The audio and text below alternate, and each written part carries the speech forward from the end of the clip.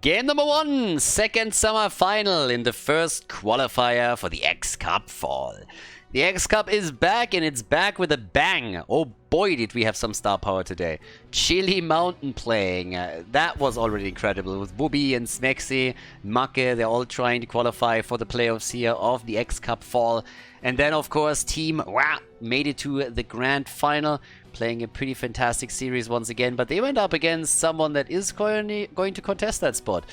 Mene was playing, and he played together with Poik and with Breeze. So, I mean, the entire lineup that they had was just incredible. And now you look at what we're having right in front of us, and it's an oldie but goldie. The Hardos against the Donuts. So by now we have like 5 teams that are really contesting these top positions, not only in the qualification tournaments, but they will definitely try to fight it out in the playoffs too. So I am hyped. This first qualification tournament is so incredibly stacked, it's nuts. It's absolutely insane. So right now we got the ban on Zarya, and we have the quick ban on Junkrat. The Rutso respect ban, getting Zarya eliminated. Normally she doesn't get a lot of play in Europe. Doesn't get also banned a lot, but when you have Rutz on the other side, that's a very different situation. Kerrigan also getting banned here. But yeah, I'm kind of hyped. This entire tournament, this entire qualifier has been a blast. And for the next couple of weeks, we're going to have a lot of matches where these teams are going up against each other. Now, most of them will be best of 3 series. A couple of best of 1s in the early rounds, since again, open qualifiers, potentially a lot of teams that sign up, and you want to keep it short and snappy. But when we're heading into the playoffs, there's going to be the real party, with tons and tons of best of 5. The Maiev first pick, oh yeah, Maiev first pick, it is on. They are definitely throwing down the gauntlet here. They want to play aggressive. Now there's 4,000 euros of prize money in total on the line for the playoffs, so that's what the players are trying to qualify for here. And yeah, X Cup Fall is still sponsored by Mr. X, Heroes of the Storm fan and community member that wants to stay anonymous, that sponsors this entire thing privately, so big shout out to him once again. And yep, always appreciate when people support the Heroes of the Storm esports scene, especially in days where Blizzard themselves is pretty much abandoning the entire thing, so you also appreciate it. Without people like him, stuff like this wouldn't be possible. But yeah, for now, we got Kerrigan again banned, we got Stukov and also Junkrat out. A lot of these guys, especially when we're talking about someone like Junkrat, super annoying with the turn-ins, of course. Oh, alright, this just got interesting. Maiev, Mephisto, and Oriel. Yeah, that is... Okay, that's fun. Maiev, Mephisto, and Oriel. That's already a great start into the draft. I like that. I like that a lot. Yeah, that's going to be a lot of fun here.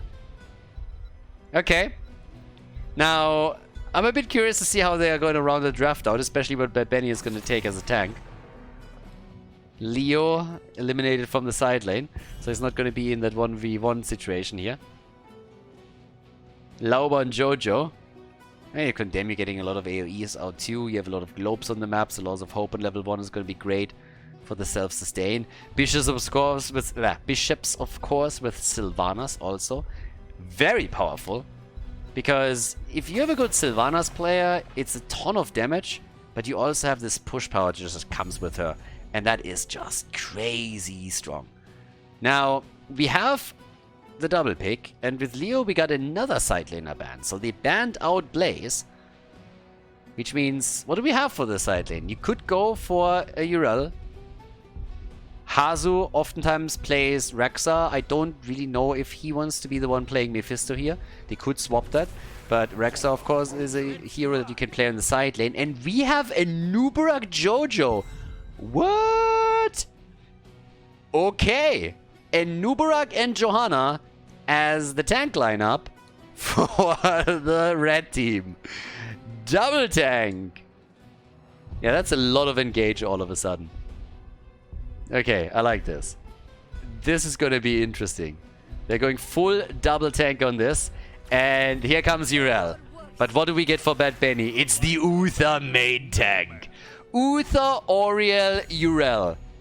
Have they been scrimming too much on North America or what's happening here? They know that Meta Madness is over, right? Like, guys, I don't know what you've been watching the entire time, but Meta Madness is over. The next tournament started. I'll let you know when we're going to go for the next Meta Madness here, but whew, double support Mephisto, Yrel, Maiev. And there's an Ana now with a double tank on the other side. Alright, guys. We are off to a good one. Game number 1, Tomb of the Spider Queen. Yeah, let's get the party started and see who moves on to the grand final. The first map in the best of 3 series here at the semifinal between the Hardos and the Donuts. Hardos against Donuts. Nick on Mephisto. Hazu Ops on Oriel. We got Yasu and Uther and Pat Benny on Maiev. Now they're going for that Maiev tank thingy that Lauber does sometimes with the double support behind it. Fair enough. Also interesting. We got Copenhagen on Yrel. That is a wild draft. And the Donuts on the other side of the map with Bang, aka Rutsu on Ana, Skog on Johanna, Lauber on Anuburak. We got Bishops on Sylvanas and Gia on Falstad. Okay. Let's get this started. This is going to be fun. Missile build, Skull missile build for Mephisto. This is just wild. This is a wild draft, guys. On level 1, we got the Wave of Light. We also have the Dauntless for Yrel. And the Skirmish in the middle. But yeah, I mean, it's definitely entertaining. It's definitely entertaining what we're seeing here. Lauber already with a quick dive. And there's Jojo. You know, back in the days of HGC, I already said a couple of times that I think Jojo has pretty much everything that you want from a side laner. She has self-sustain, she is hard to kill, can easily get out of ganks, most of them, and she has a lot of AoE that she can use to control that a little bit. So it doesn't really shock me too much to see her in that position, even though it's never really happened. I mean, occasionally. But, yep, that's actually something I talked about even back in the HGC days. Technically, she has a lot of that, and she brings a lot to the table. So seeing her this time in a side laner position while they're trying to get some dive with Nuburak doesn't surprise me too much. Now, she obviously doesn't hold a candle to some of the other side laners in terms of wave clear that she has. If you're going up against the Leoric that can easily rotate between 2 lanes, it's a bit of a different story, but a Condemn can be quite the powerful tool if you're trying to take mini waves down. Especially if you have rotation of other heroes. So, okay, but Benny with a quick pause here. Apparently the boys are having a bit of trouble. Doesn't really seem... Nope, there we go. 1 disconnect. Seems that Yasuo is out. So let's hope that he can reconnect as quickly as possible. And then we're going to restart. But at least in the early game, we just have the teams going through the usual motions, both after the 1 minute mark, trying to go for the camps. Setting the mercenaries into the middle of the map, trying to take a couple of the towers down. I mean, that would be the best case scenario usually. Very little happens in that regard. But you definitely want to make sure that you have at least a chance to pressure and maybe get a kill. But we'll see how it pans out for them. So far we have not seen a single gem turned in, but that is obviously supposed to change pretty soon here. And we're back. Let's go. So, apparently quick disconnect, but he's back to business. And we can see what this double tank... I mean, again, these combos are wild. But these tank compositions on the red team side are going to be pulling in the team fight, what they can do here. There's a lot of CC, a lot of control that they have together with that. And it's time for the camp. So, can they get the kill here? Yasu! Yasu is on the run! And okay, he gets out. Double support is pretty good at keeping people alive, in case that you didn't realize that yet. The days in HGC where we had double support Valas, when all of this was even stronger and you could just keep... Like, nobody was just dying throughout the entire game. These days you get the occasional double support, but it's nowhere near as strong as it was in the past. So at this point, we just have it every now and then with an Uther combo. And that's about it. But double support can be kind of fun. Honestly, if it's just being played a little bit, it's awesome.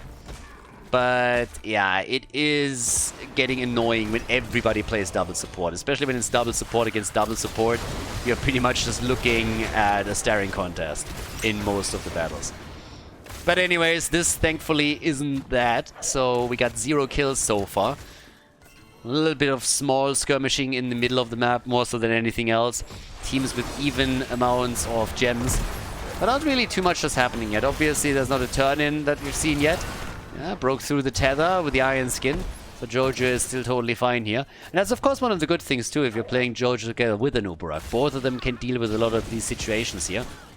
Normally you would look at the falling sword, but given what we have on the other side, if you get a bit more stuns in, with the Blessed Shield. That could work really well too. So Lauber, he gets tethered and he gets whipped into the wall. Nice. Big whip from Hazu. Big whip from Hazu, locking Anubarak down with another stun. And that led to his demise. And Bishops, if he doesn't get his cooldown back, he's toast too.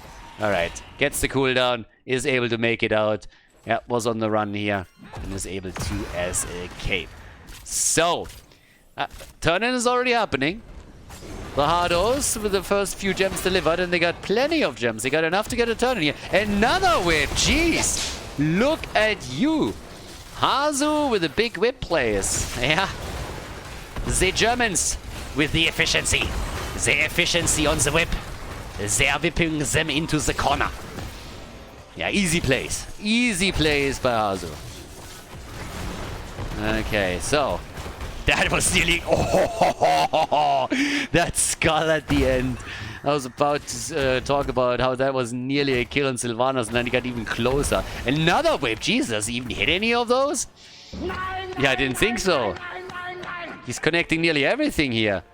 Look at Hazu. Big ones. I like it. So for now, we got 2 kills to 0. And the Hardos are gaining a bit of momentum here. They are 1 gem turned in short from... nice dodge by Nick. Yeah, they're 1 gem short from getting a turn in, and Maiev is delivering. Look at Bad Benny. That, yeah. Bad Benny. Wait a second. We need a gem? Alright, let's get 1 gem. 1 gem. But not more. Just 1 gem. Yeah. The good horse only jumps as high as it has to. Bad Ben coming in with the efficiency here. Okay, now, down at the bottom of the map, the entire wall, or nearly the entire wall, has already been destroyed. So, that is a little bit tricky, because that could very well end with not only the fountain being destroyed, but also the fort taking damage. And that would be a bad start into the game. And this Gabon experience doesn't make it any better. Hazu, you have to calm down, Hazu.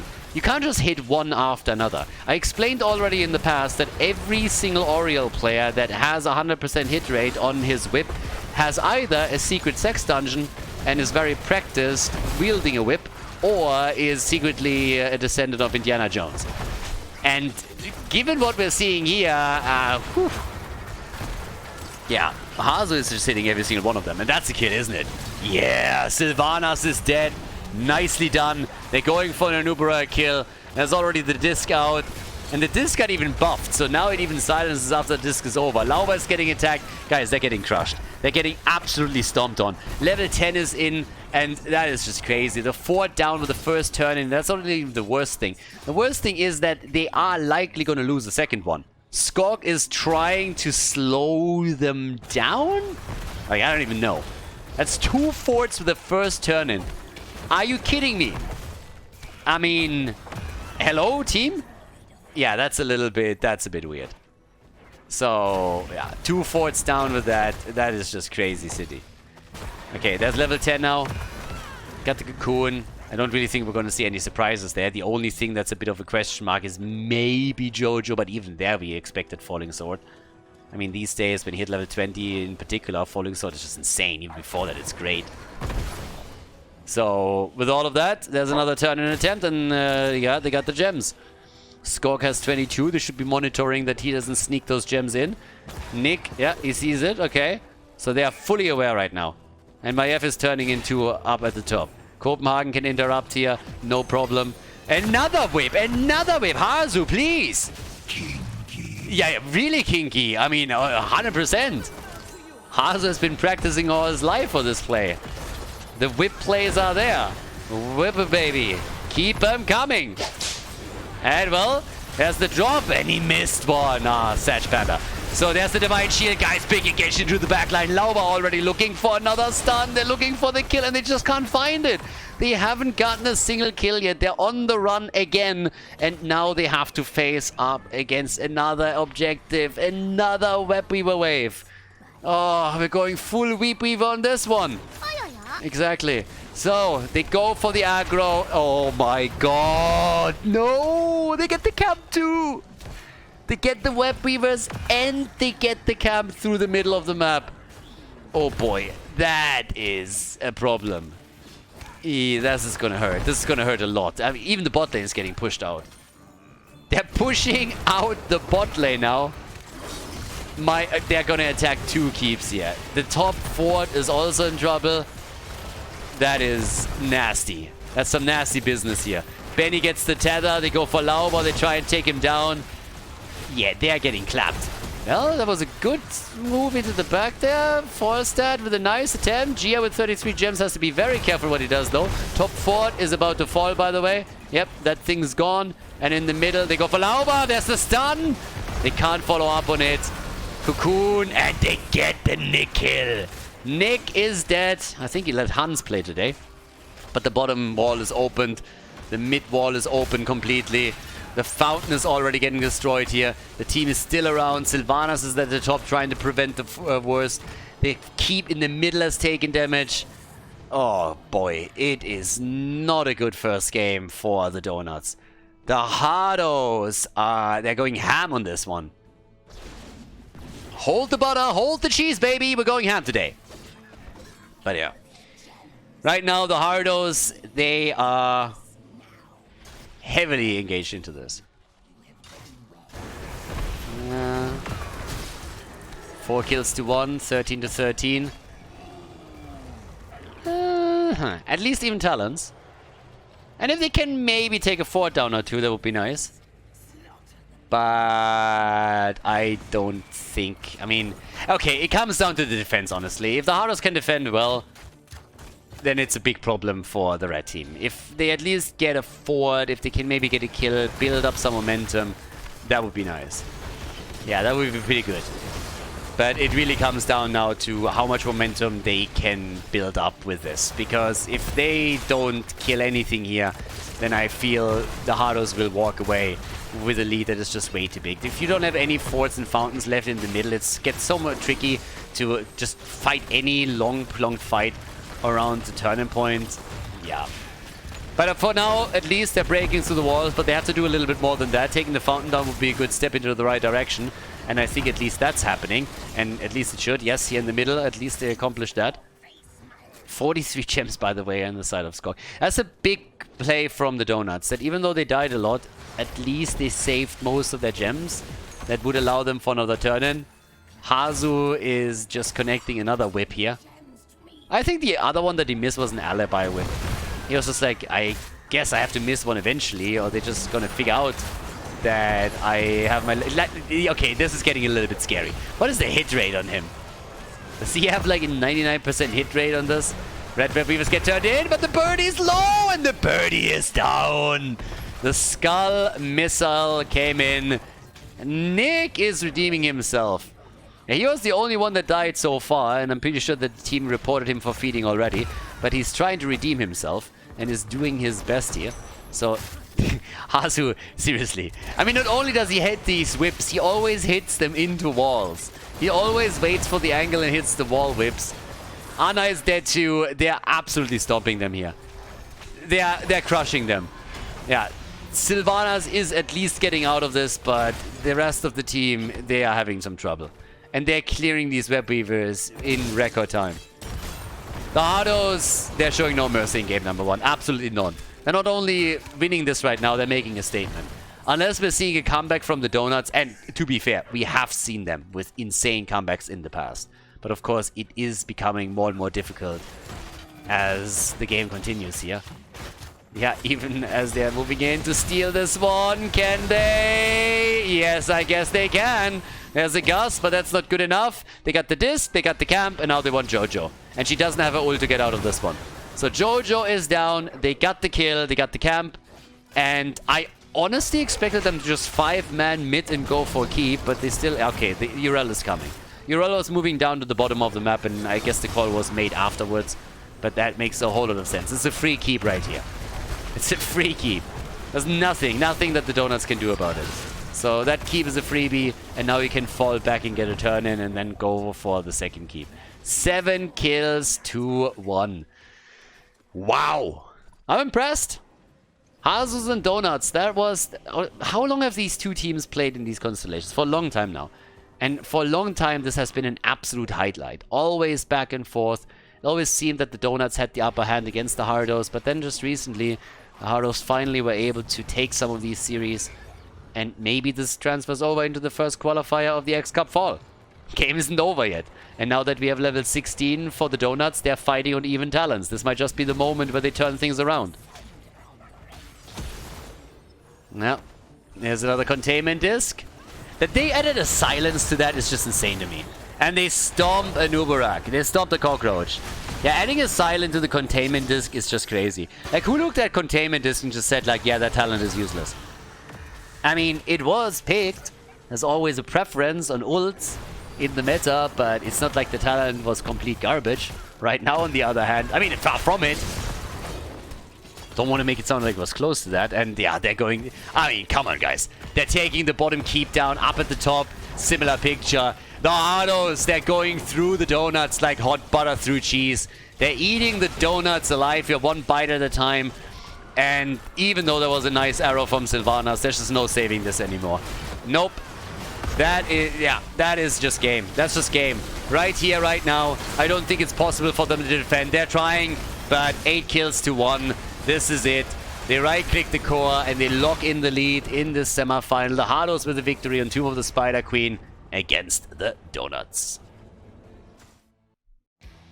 Before we head into game number 2, make sure that you subscribe to the channel if you haven't done it yet so you don't miss out on any future content here on Khaldor TV.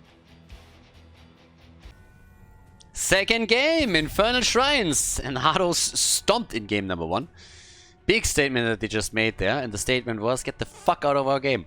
So now we're gonna find out if the Donuts can bring this one back, maybe win the series and move on to the grand final of the first qualifier, or if instead they're dropping down into the third place decider and have to play their match there. Either way, it is only the first qualifier, many more to follow to qualify for the playoffs, same as we had with the X Cup Summer, now here in the X Cup Fall. But yeah, great to see these two teams go up against each other. Always a highlight. Always fun. And again, guys, as usual, a reminder, if you watch this on YouTube, make sure that you hit that thumbs up button and help promote the video a little bit. If you want to support the channel, you can always click the join button as well, which is the membership feature of Twitch. So if you like the coverage here, if you like the esports coverage and want to support that a little bit, that's the best way to go about that right now. For all the YouTube viewers there. And we are on Infernal Shrines. We have actually seen Infernal quite a bit between the teams here today. And I guess we're going to get the early pick into Tychus again. I mean, that's more or less mandatory unless you ban him. Maiev got banned after the quick pick in the first game. That made sense. The draft was wild on both sides. I mean, we had this... I mean, Maiev was pretty much played in this main tank position with the double support behind her. And Lauber's team has done similar things in the past, where they didn't go for a main tank, but they played Maiev up there at the front. And of course, they themselves also had an interesting draft, considering that they went double tank. But it didn't really do anything for them. So, yeah. Now we have, again, in first pick territory here in Infernal. Is it going to be Tychus, or do they opt for something else? They go for the Haka. Okay. So they have the global, they have the wave clear. Could see Leo played against him. The main picks that you have at this point on the side lane is pretty much Leoric and Blaze. Those are your main ones. At least in the meta here and what's to be expected between the teams. Now there's a few alternatives that you can also opt in for. Tychus is an early pick. That doesn't come as a surprise. Again, I talked about him already earlier. He's pretty much mandatory right now in the meta with Odin, with everything that he brings to the table. Expected him even as a first pick on the side of the Donuts, but they opted for the Haka instead. Now we get a Hogger. We could still get another one on the side lane, but he would also work here. Hogger can, of course, pog out on the shrine like crazy, which is one of the main reasons why we often see him there. Zarya and Vala. Don't forget what we said in game number 1. Zarya was banned, and I talked a bit about how we have players on their side that are known for their Zarya plays. And that's especially true for Rutsu. So we could obviously see Skok or someone else on Zarya, but it is to be expected that they're swapping the hero over to Rutsu eventually. And with Vala, you have a pretty sick combo already. So they drop Zarya very, very early. They want to take her before the third pick the third ban comes in for the Hardos. And now we got Stitches as the ban. Plus Diablo gets banned. Both teams are targeting frontliners. But I like it. Alright, so that is good fun here. Yeah, I like that quite a lot. because now we have a Zarya composition, totally different lineup than from what we had before. And of course the question is, how do the Hardos react to this right now? They can definitely burn through this a bit, but they need to really threaten Vala and keep her running. Yeah, come in, keep her running a little bit. There's Deck Arcane, can control, of course, the space around the objective. And they're going late for a pick on Nick. And Kerrigan... Ah, she has been banned. Yeah, my bad. For a second I was thinking about saying, like, Kerrigan is still here. And no, she's not. Could go for Genji, I suppose. I mean, we'll see. He played a really nice Mephisto on the last map. I mean, he died once, but he got tons of damage out. Okay, there's Jojo. And Malfurion. Okay, lots of roots, a lot of CC, a lot of protection for Vala. We got Zarya, Speed Bubble on level 4 potentially. And Nick. The moment of truth. What is good old Nick going to take here?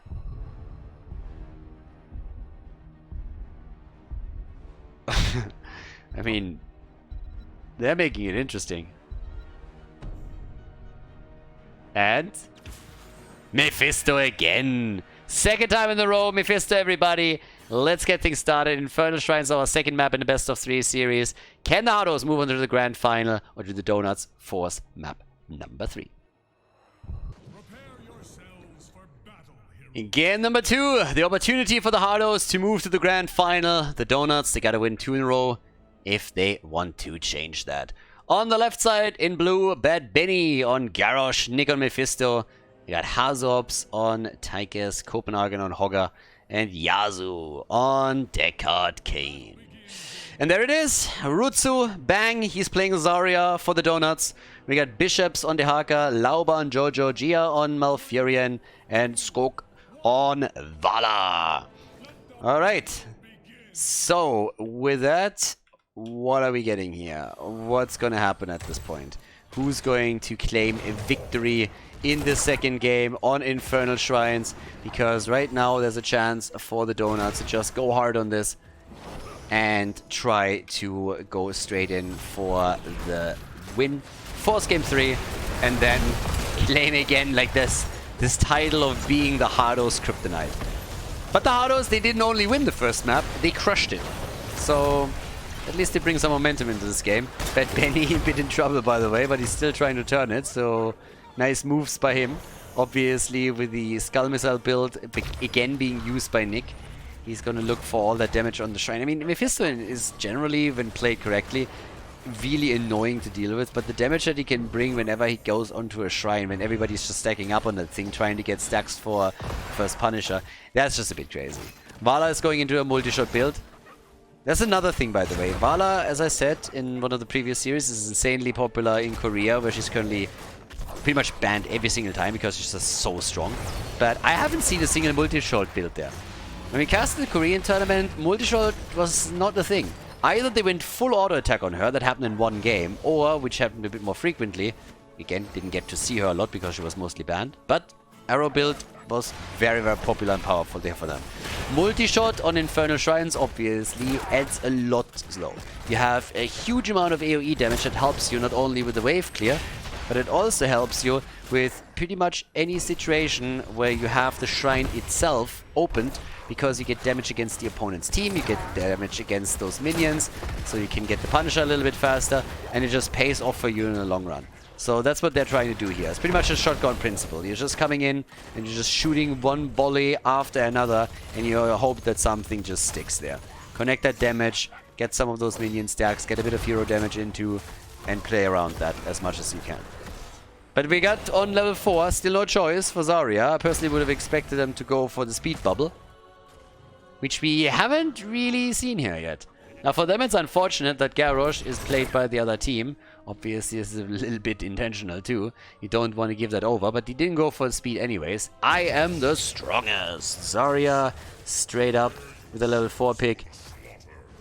Master Assassin. Again, when we talk about Mena and his team, they went into the bigger they are. Didn't go for Master Assassin, but as we've already discussed plenty of times, the Master Assassin is the talent to go for in the current meta, or the most popular one. You go for the passive. It's not really about stacking. If you can do that too, And obviously it's kind of nice, but most of the time when you're able to complete Master Assassin, it means you've won the game anyways. Like very few games actually won because you finish that quest. Yeah, a lot of the games, yeah, normally the game is over by the time that you are able to do that. Obviously ignoring quick match and shit shows like Storm League for just a second. We're talking strictly about competitive play here. But yeah, now it's still the first objective that is being fought over. And they are getting this party on the road because now the red team has taken full control over it. And you can show how difficult it is for the Hardos to make a proper play here. They can get Nick in and he does some damage, but outside of that it's 29 to 3 stacks. It's of course also an attempt to get the early level 7 talent, but the red team is already falling back. They're so far ahead now that they can just move in whenever they want and get the final few stacks. Or at least they should be trying to do that. Yep, level 7 on both sides. And I think the only play that the Hardos had here was aim for a kill. And they just couldn't because Skog already jumped out. They're trying, of course, to catch up. But 37, this is just not happening. Not with the particle grenades, not with all the other AoE that they can add. So yeah, the Hardos, they lose the first Punisher. The Donuts take it. And now might have a chance to even go for Bad Benny. Yep, that's sleep connected. He got rooted there. Deckard Cain, also a bit low. Oh boy. Copenhagen, Deckard Cain and Bad Benny, all three of them in so much trouble here, nearly dying. As we have the Punisher not baited over properly. So it destroys the entire wall. That hurt. Nobody baited that bad boy in, and therefore the wall is gone and they might lose a bit more here. Hogger against the Haka up at the top. The rest is all united here. And they might lose that fort. That's a bit crazy. 5 minutes in, the first fort's down. Now, it's a frozen Punisher, to be fair. Those boys hurt. Ah, that feels bad. Poor Hogger. Poor Hogger. The fuck was that? Did you guys see that? That's a kill against Garrosh, and oh boy, the Donuts are murdering them. Absolutely murdering them now. Yep. But yeah, check this one out. Keep an eye on the Haka. So the Haka comes in, he wants to go for Hazu ops. Hazu dodges, it hits Hogger, and then Hogger dies. So Hazu pretty much looked at the situation and said, you know what? Screw that Hogger guy, screw the flea bag, I'm out of here, you're on your own, buddy. And that was a kill. And Hogger was completely blindsided by it. You know, he can't even see past Tychus. He doesn't know what's behind Tychus. So he just walks to Tychus, his buddy from back in the days, and he wants to have a quick chat. And all of a sudden, there's like a dash to the side. Tychus appears, and then you get licked by a disgusting dinosaur that drags you away with his tongue, all slobbering and everything. And then all of a sudden, you get beaten up by an entire gang of thugs. That's a shitty day. That's a shitty day right there. That's a bad friend too. Like, if I, honestly, oh boy. If I was Hogger, I would unfriend Tigers on Facebook. 100%. You're no friend of mine. But again, there's level 10 now. A mad advantage, of course. The Hardos, they gotta try to get their own level 10, their own heroic abilities.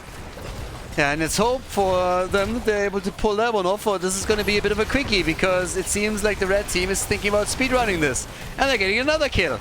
They take down Tychus, they take down Garrosh, at least the sleeper setup from Yasu. Their counter kill finally, 4 kills to 1. Vala is dead. Alright. Vala is dead. And I honestly was thinking that with the Vala kill, they might be able to hold that fort, but not necessarily. Zara is also doing some damage. Okay, so they're finally starting to slowly retreat here, realizing that this is probably not happening. But as long as they can create the space for the minion wave and the Haka, that should be more than enough. And yes, it indeed is. So the fort is down. It's the second fort that gets destroyed here. Damn. 2 forts destroyed. Nuts. Okay. 24 stacks for Vala. She's at 20,000 damage. Mephisto still has more than her. And bang bang. There is the kill. Oh boy, that took a while. I really, really thought he might survive. And he has the double. The Hardos. That's what I'm talking about. Discipline. Little bit more discipline. Oh, yeah. Steal the camp away. And now they can, of course, take some structures down, too.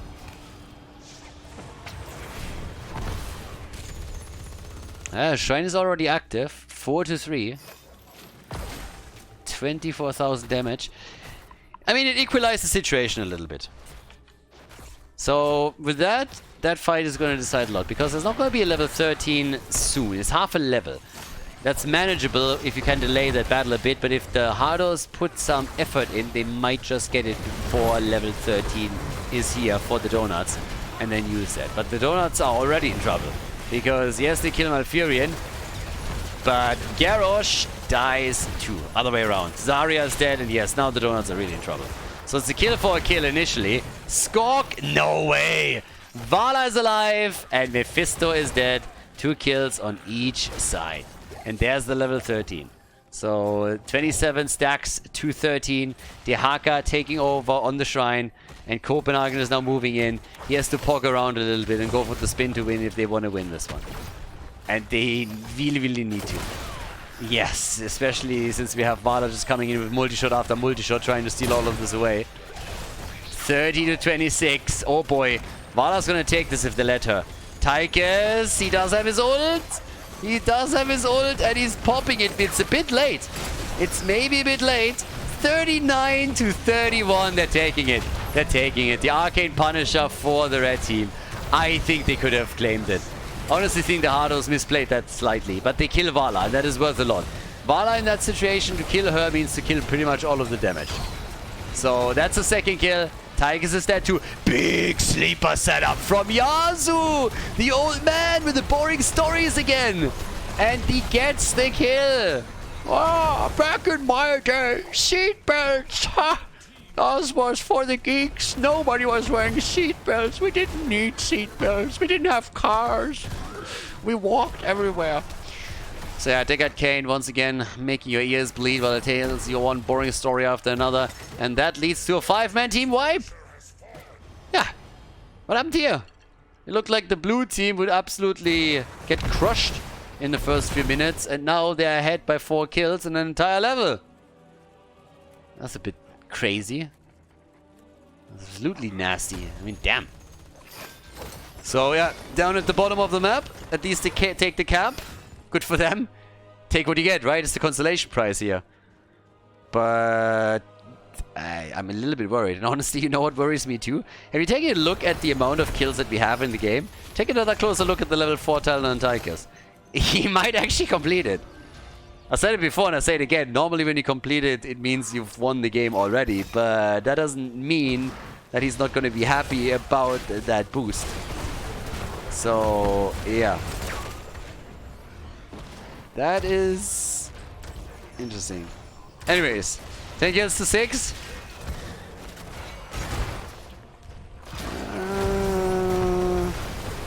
The 16 talents, it's not going to happen around the next objective. So it should be a 60 versus 60 fight on the next objective. So that's good for them. A little bit of a drag, nothing crazy. But yeah, as long as you have the talent advantage, if you can use it somehow, then try and do that. In this case, yeah. Little to be done. There's no camp up with the exception of this one, and you want to time that. If the camp on the right side was up, they would probably try to steal that. Spray game on point, I like it. Bishops is just flexing at this point. Look at my great sprays. Oh wait, I only have the standard spray. Feels bad, man. Manticore for Vala. That is going to target the front line a bit further. Blessed momentum is in too. The goat man also.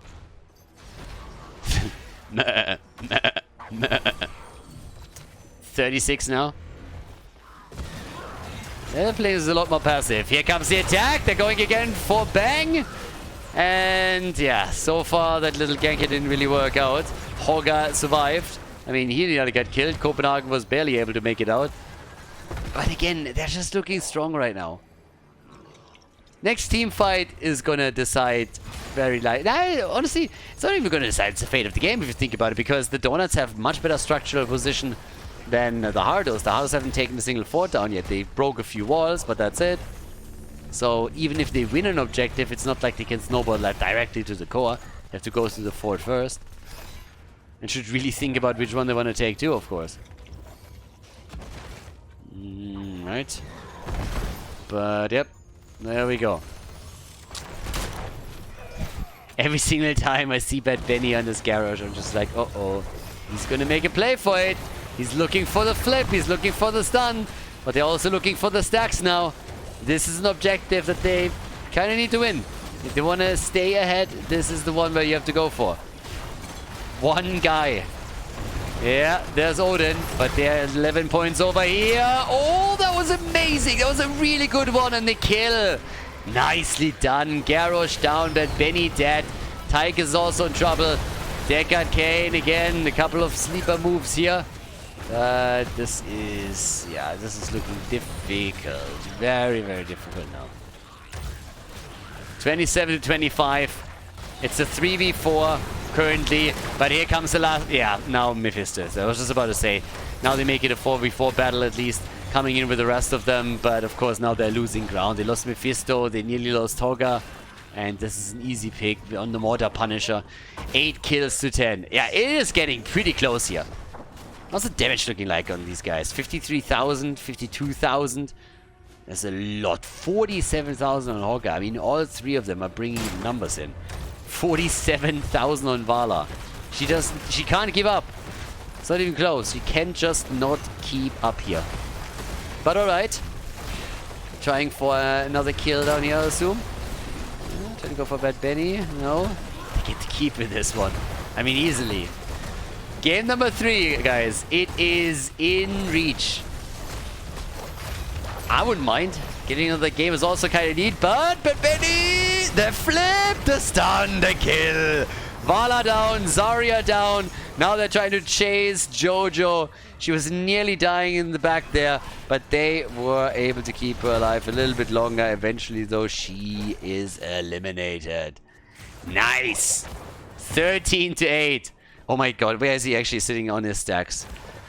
As 12 stacks. Oh boy. Tychus! He's getting so close! 44 stacks, talking about stacks on Trahana. Yeah, that is a lot. That is really, really a lot. That could... I mean, if he gets the entire thing through, can you imagine how the damage output on Tychus is going to skyrocket? Yeah, an additional 15% after the 10. That minigun, like, if he gets that, this minigun literally goes brrr, brrr, and everything dies. So yeah, 61,000 damage, that's base at already. And that's without the extra reward that he would get there. So yeah, a bit crazy. Now, anyways, they have taken the fort in the mid lane. They've taken the fort at the top lane. So all of what I said earlier is pretty much irrelevant now. We've been talking about structures, and they drew even. So the Hardos are more or less in the same boat as the Donuts. It will come down to the team fight. Especially since level 20 is now in, and with the Storm Talents, that's all that matters. And here they go already. The drag and the kill. Deckard Kane is dead. Great play by Copenhagen. The fight not over yet, but the Hardos in a very awkward spot. Bad Benny trying to escape, gets body blocked, and he is down. Bad Benny is dead. This might just be the beginning of the end. Death timers are incredibly high. And of course, the only thing that you really need to do if you... Ooh, are they going for... No. They're posturing a little bit heavily here. It's only Deckard Kane that isn't there. And with all of the damage against Vala, they really don't try and make a play for the core. They have to if they want to stick around here. Ah, 2 dead there, Garrosh 2, but I don't think they can do that. Yeah, so they're falling. There's a little bit of time wasted. There's no keep anymore. It's a bit unfortunate for them. If you really try to go to the mid lane and there's no keep any longer, the call has to be made that you're trying to go for core here. And they didn't. So, yeah, there's catapults. They have to be respected. But down here, they open the wall up first. And now that we are having, in 10 seconds, 5-man back on the map for the Hardos, they could fight back here. 96% against 100, so lost a few points on the core, but not too much. And Jojo, I mean, 50 stacks any second now. 25% of the healing. Yeah, that's a bit... That's a bit crazy. The self... I mean, think about it. You have the self-sustain on Jojo, you have the heals on Fury, and on top of that, you have the shield. So, yeah. That's a bit too much. 23 kills. More than a kill a minute. More than 1 kill per minute. We're only 18.5 in. The objective is up. And nobody has a fountain nearby. There's still a fort that helps you a bit if you have to retreat there. And slows things down. But there is absolutely nobody that can tap the fountain now. That can do anything else but rely on Deckard Cain on their side. Already. Oh, the isolation missing. Bishops missed the isolation. That is a bad start. 20 to 14. Odin has been used to. Are they taking down that Punisher? Do they grab one here? The old man! There he is again! But they cannot follow up properly. They're trying. Bad Betty also on the run here. God, Deckard Cain. Every time it's story time with him. Ah, did you know they released Diablo 2 Resurrected? But it sucks compared to New World, so nobody identifies anything. Another Frozen Punisher. How many of those are they gonna take? Nick is dead, Mephisto down, Benny gets jumped, and he's also gonna die. Yeah! The donuts, everybody. They're just too strong right now. They're too strong in this game. Last game seemed like a bit of a wake-up call. At least the Haka has been dropped, but up at the top, the Keep is going to get attacked soon.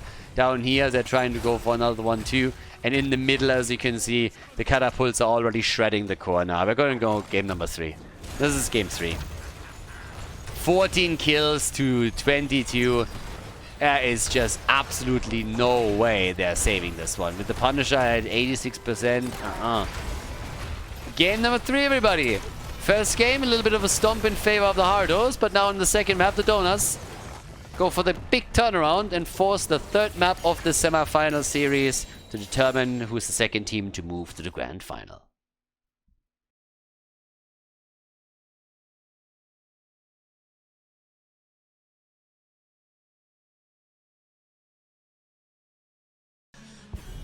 Third game, we're going to Towers of Doom, game number 3. So after all, the Hardos weren't able to crush them with the 2-0. Was a bit of a weird game though. At the beginning, the Donuts just annihilating everybody. Then the Hardos came in with a 5-man team wipe. Yeah, and then after that, the Hardos turned it around again. So now we're heading into the third and final game of this series, of the semi-final, of the first qualifier of the X Cup Fall. And we're going to figure out which one of these two teams is going to the grand final to face off against Team Wah.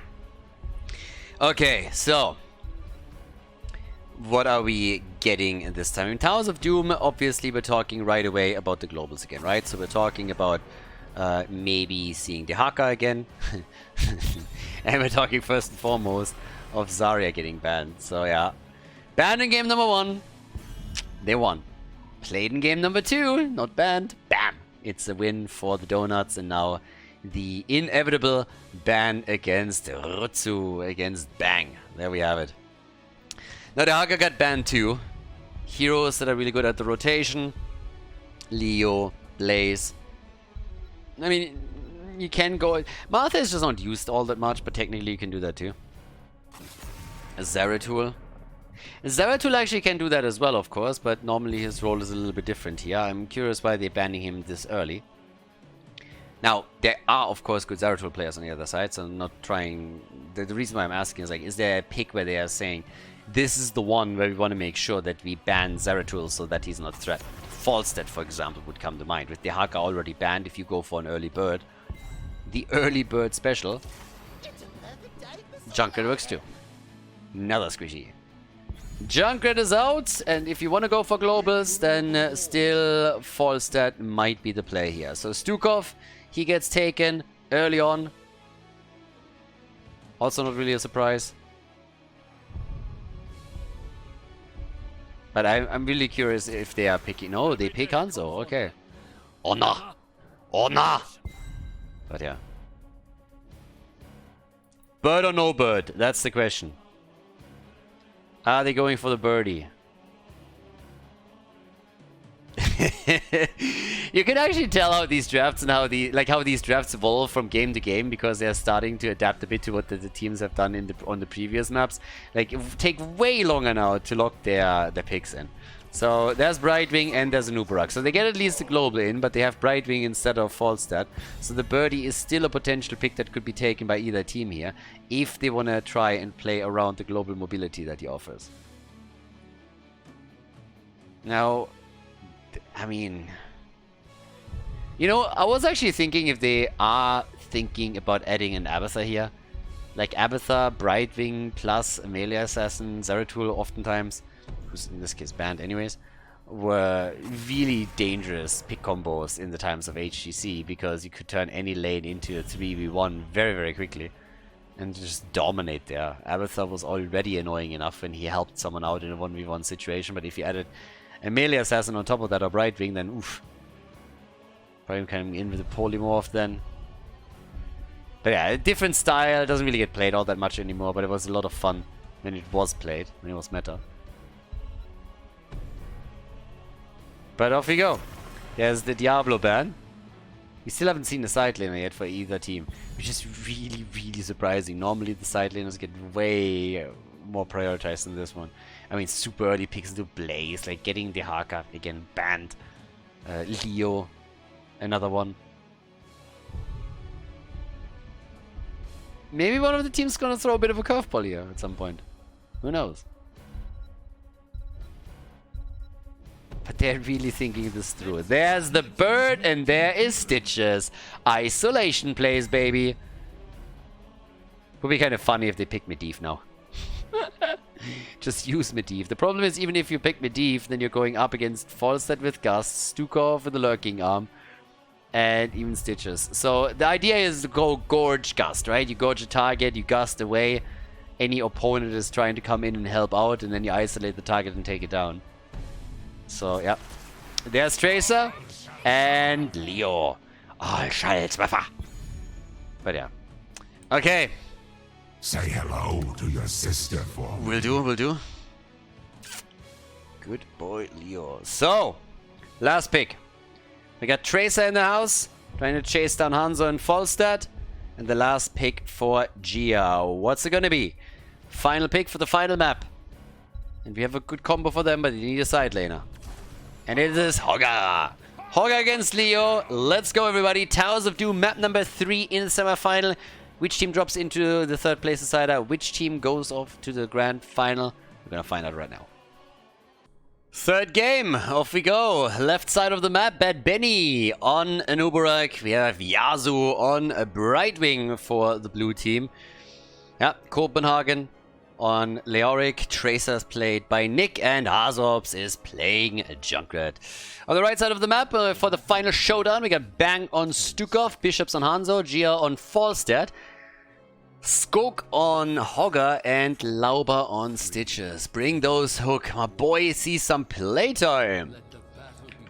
Yeah, Stitches with the playtime, and on level 1 with the Patchwork Creation.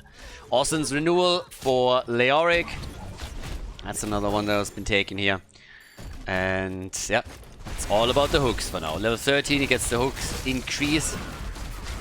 Lauber going full Overwatch on this one. I mean, they're pretty much going double Overwatch with that skin. They also face off against double Overwatch, so I guess that balances it out again. That skin is fine. I actually like this one. This one isn't too bad. It's way better than that plush Stitches skin.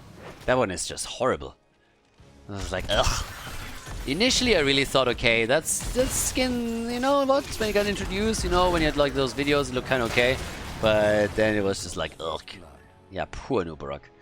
Poor Nubarak. He gets crushed. And talk about getting crushed. Hogga is also getting crushed. Kill for a kill over here. Yeah, seems like we are in for a bit of an aggressive battle again. Side laner gets dropped, but also the main tank got taken out here. Yeah, and in level 1 we got the stacking in. Obviously it's time to go for the camps here too. And Stitches. Stitches wants to play. Oh, I gotta say, some of those trailers were actually pretty cool. Yeah, the olden days. It's maybe not the JPL Stitches that we're gonna get here, but yeah. It's kind of awesome. I mean, honestly, back then when Dignitas won with the Stitches Tyrande at the mid-season brawl, the funniest story behind all of this is that Dignitas and Fnatic met up in the grand final. Ah, there's a kill. And Fnatic was winning everything back then. Everything. All the scrims that they played, they won them. They crushed through the thing into the grand final. And I still remember that I was backstage and I was walking to the commentator's desk and I was walking past Dignitas. And as I walk past them, JPL says, "Alright guys, so we all agree that we have no chance to beat Fnatic and we're going to get absolutely crushed. So we're just gonna go and try shit, right?" And everybody was like, "Yep, we have no chance. They're gonna murder us. They killed us in every single scrim. We're just gonna have some fun here and try stuff." And then they pulled out Stitches and Tyrande and they absolutely dominated the series and won the grand final. And everybody was saying like, "Oh my god, they saved their best strategies for last."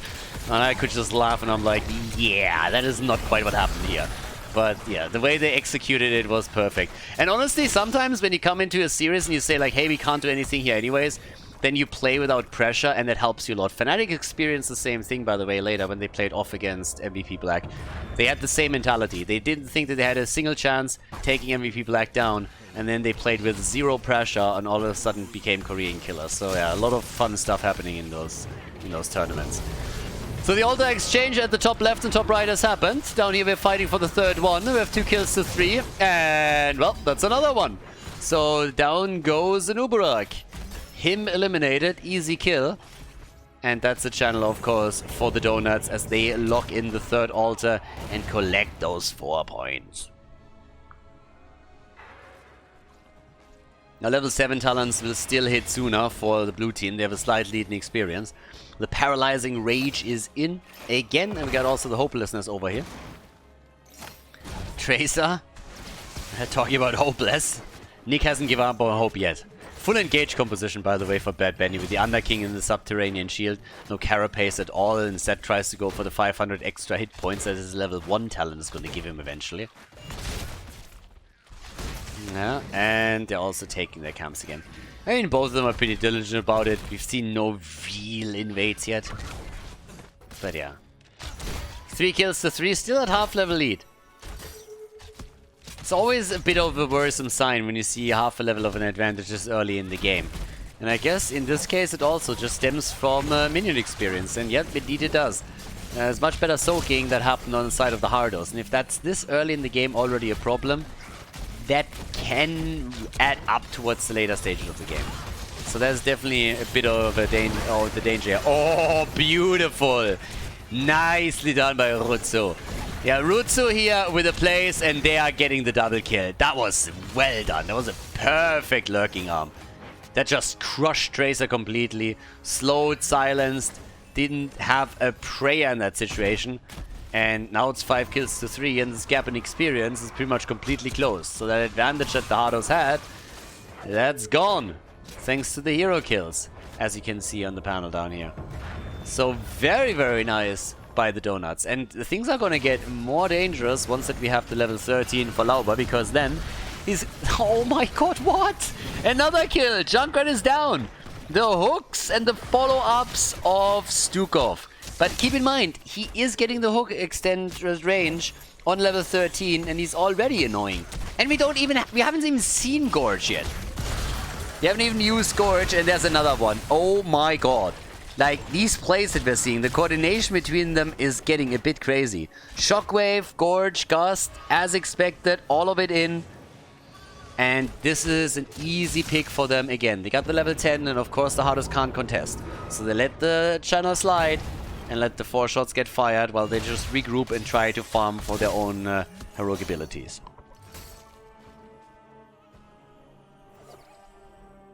But yeah, so for now, top side, there's another one, and this time, oh, the arrow! The arrow from the other side of the map, but it came through a little bit too late. If that arrow hits early, then maybe Hoka is able to survive. But of course, in that situation, couldn't really do anything here. So yeah, blow for blow, 4 kills to 6.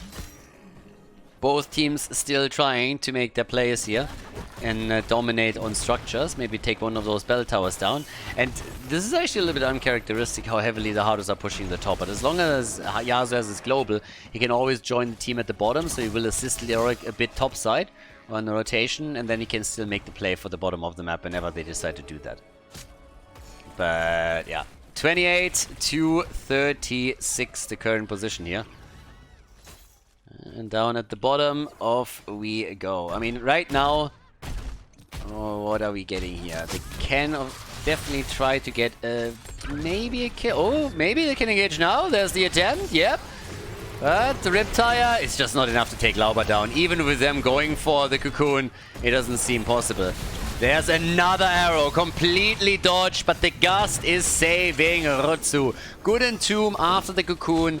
The arrow misses from Bishops, but then, of course, it's Falstad who just says, yeah, not on my watch, brother, and just pushes them back. So yeah, well done. Good by him. It was definitely pretty important to make that happen and to ensure that they're not gonna die on that either.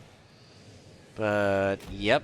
Now with the channel top left, top right, easy exchange. It's pretty typical that when it's the second wave, or sorry, the third in this case, and you have the top left, top right altar situation, that nobody is really making too big of a play for it. Very rarely do you see a big invade happen in that spot. I mean, that happens pretty much. I've seen it happen like maybe once or twice. Successfully. 40-0. 40-0. NA. Alright. So, 4 kills to 6. 13 is on the board. And I just want to see the 13 over here. Now it's playtime. Once that he has the 13, then it's playtime. Here we go. Okay, now the hook rage is extended. Let's show me those Gorge plays. We haven't seen a proper Gorge play yet, but I'm pretty sure that's going to happen very, very soon. Yeah, those hooks, they will come. And he's trying, but Nick is not dumb enough to walk there in a straight line. Yeah, that's just not the thing. So now we got level 32 points against 24 in the core. And they're of course trying to dominate the bot lane now. This is the most important lane because you have 2 of the pumpkin camps, this one and the one on the left, marching through the bot lane so you can do direct damage to the core once you control the entire lane in both bell towers. But yeah, they're sliding top to go for the Fleabag again. Skulk! Skulk! And he's dead. Yep. That is a gank. Gank right there. No chance. If he tries to roll out, then maybe, but once that the stuns connect, you are just toast. So there's absolutely no way for him to do anything about that. Now, Gia at the bottom was maybe thinking about sneaking this one, but I don't think he can. Hazops is already moving in to interrupt whoever could possibly channel there. And that is actually a big step for the Donuts into the right direction, because now they have a chance to go for a double altar. And honestly, it's not even a chance. That's a guaranteed double altar, which means 8 points off the opponent's core. And you guessed it already, that means even Steven. 24 to 24. Oh yeah. You don't have to be a rocket surgeon to understand that. Simple math and so on and so forth. 15 to 14, 5 kills to 6. And yeah, I mean, have we seen a proper Gorge? I don't think so, right? Did I forget about something? I don't think we've seen a single hook into a Gorge yet. Oftentimes you don't even need the Gust for the isolation. But we haven't seen any of that yet. So, yeah, top side, meh. I don't know where that sheep came from, but yeah, welcome. And there it is. 15 to 14, and the level 16 talent is getting close. 0 deaths on Brightwing. Don't know if I can support that. Hashtag kill the fruit fly. But right now, here comes the swing. Score, ganked again, and Hogger gets blown up. Oh my god. Yeah, so Hogger is dead again. Here comes the level 16. And as you can see, Benny goes into Epic Enter. Epic Enter chosen on level 16, so he can epically enter the backline, and the epicenter of the move is going to stun pretty much everybody inside, so that's good.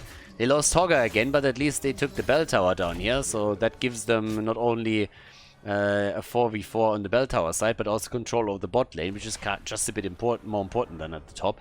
So That's still a decent trade. Considering the circumstances and Hogger dying, that's not too bad. Okay. But, yeah, we need that hook. And also we have Pulverize now in. Give me that hook, give me that Gorge, and let's go. Top left, top right. Once again, the easy exchange. 4 shots fired by each team. Bam! Down to 20. And it's going to be a battle for the third one once again. Yeah, there we go. Give me that hook. He hit those things hard in the early game. Like, I don't know. Just go for the Gorge. Yep, there's the Gorge. Against the Nubarak. Ah, the Entomb. They try for Lauber. Yep, they try to get the kill on him. Oh, ho, ho, ho. Arrow, baby! Big one. And what a dodge on it as well. When I saw that arrow coming, I was like, alright, if it hits, then they're dead. But nope, they were able to get out. What a clutch fight here. And Tracer is channeling, and Nick is gonna get it. Another hook, and this time they get the kill. Leo is activating the trade. He goes down, but the shots were fired, and now it's for the first time in this game. The Donuts that are behind on the core points. This is game 3, keep that in mind. This is the final game. Whoever wins this one moves on to the grand final. So, yeah, whoever takes this one will move on to face off against Team Wah. And the loser goes into the third place decider to make sure that they get a few more points for the leaderboard, for the standings, to qualify for the X Cup Fall playoffs. But yeah, 20-16, 6 kills to 7. And I like the way that the blue team is just playing super aggressive against the solo laners, especially our boy Hogger had very bad experience today. I mean, just look at the kill count. He died 4 times. 4 times ganged up upon. Oh yeah. Oh yeah. That is an NA arrow. Woo! Woo! That thing is... That is flying and flying and flying and flying. Honestly, that one is just going straight to the US, flies over, and then maybe at some point goes straight up to Canada. Who knows? But yeah, boy, that one goes wide. Bishops today is not getting all that lucky with those arrows. He hit 1. Everything else was just not here. Narrowly missed the target, I'd say. But yeah, 5-3. I like the way that they are aggressively making these plays for the side lane. And in this case, they get a bell tower, and they're also making a play now for the boss. So the Hardos are really, really trying as best they can to ensure that they are not losing to the Donuts again. We had really nice matches between these two teams in the past, and of course also Meta Madness, X-Cup Summer, but it's just always close. It's just amazing, and it's so much fun. But the shots are being fired, 3 shots from the bottom. So yeah, that means 17-12 now. At least they got the altar, but getting the boss here was just way more important. And of course they also get a few of those pumpkins through. In this case it means that we have 2 more shots fired, 17-10. We're getting close to the single digits for the Donuts. So time is running out a little bit. Yeah, I mean very much so. Okay, so Nick at this point down at the bottom left. They're obviously now attempting to take this one back. And they should be able to pull that one off. So that would give them again the lead with a 5-3 scenario. Yeah, Lauber. Leo King just goes out. He finishes it. Oh, well, maybe he can't. That's a kill. Goodbye. No fucking way. What? I expected a hook. I expected anything. Copenhagen, no fucks given. Copen hero, more like it. Not only does he take the bell tower, but then he's just like, see ya, I'm out of here. See you later, boys. I don't care. Oh god, like honestly, his entombs are already nuts, but that escape was just like so casual. It's like he just doesn't care. He just goes 1v5 and it's just like, oh boy. Doesn't even matter to me. That doesn't phase me one bit. But yeah, now the altar spawn is up, and Jesus, that is a horrible one for the red team, because they are taking the bell tower at the bottom now, and the altar is spawned in bot lane. The good thing for the Donuts is it's only a single altar that spawns, because if that was a double altar phase, they might even lose the game. This is going to drop them down to 5, and there's of course a chance that those pumpkins make it through, which would mean they are 2 points on the core. I guess they're going to stop them or do their best to accomplish that. But yep, there we go. Bam! 5 shots against 17. Oh, sorry, 5 points against 17.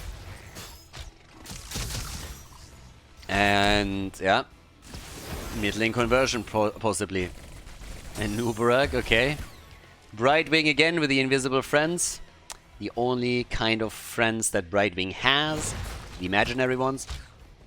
And imagine that on Stitches when that hook comes out. This is getting close. Now, this has always been a crazy combat map. So we could see some crazy stuff here towards the late game too. But at least for the time being, it is a very comfortable position for the blue team, because they have way more map control thanks to the bell tower control that they have. So that is great for them. But this game isn't over yet. Once you hit level 20, you can always make a comeback. All that they have to do, win a team fight big time, and you can turn the game around. And we have seen that happen multiple times. But I like that they are playing the macro game too. The Hardos, they're just going for the camps. They're trying to take more of the structures down. They reclaim the top as they lose the bottom. So it's pretty much just an exchange in bell towers that is continuously happening there. Hazu even hiding a bit at this point, just making sure that he can't get ganked. And there it is, the single altar. So yeah, if the blue team wins the fight, they win the game. That's all there's to it. Boss, by the way, up in a 1 minute and 23. So it's not going to be up anytime soon. And down here, the party continues. Here comes Nick. Yeah, oh, the gust is already out. Nick gets attacked. Tracer snuck in, and he's in trouble. Gets even body blocked by his own teammate. But they have the cocoon. They have the cocoon on the tank. The arrow. This time it hits, and it stuns out a noob. And Nubarak is in trouble, but he's not the only one. The heals on Stitches are insane at this point. And it is Yasuo and Benny that might die here. The hook attempt that hits the beetle. Skog is down at the bottom, and Brightwing gets wrecked. Absolutely wrecked. Hanzo comes in and just takes it down. He pulls out the fly swatter and squashes the fruit fly. Brightwing is dead, and Hogga is channeling. 3 shots fired. Not nearly enough, of course. But now they can build up a bit of momentum. That was an important part to a possible victory. That was seriously important. I mean, holy hell. Lauber looked like he would die multiple times. Was low. He got healed up time and time again by Rutzo. Big plays from Stukov, keeping the front line alive. Now the boss is up too. They're going to try and take this one. It's not only for shooting the shots. They have to remove it. They have to remove it as an option for the Hardos. That's why they're going. Brightwing is back in 11 seconds. So the blue team would love to slow this down a little bit. And Hanzo is dead. Hanzo is dead. There's the gust and the wind tunnel. But Gia, he has no chance against Nick. Nick gets the kill. Nick is dancing. Nick is dancing around. Brightwing helps. And here they get wrecked. 4 shots get fired. And it's going to be a 5-man wipe. The shots are in. 1 point on the core. 5-man team wipe. As they go for Stitches, and now they go for the pumpkins to end their game. The donuts, they had to go for the boss. They had to. There's no other play. You don't go for the boss and wait until Brightwing is back. Then it's a 5 versus 5. And the more different options you give the Hardos to end the game, the more they can use the macro play to accomplish that. But then they get murdered. Nick just goes for the bird, dodges the mighty gust. They make the play. Now they commit official Sudoku right here. Honorable Subaru right into the death zone, and this is game as the Hardos move on to the grand final of Qualifier number 1.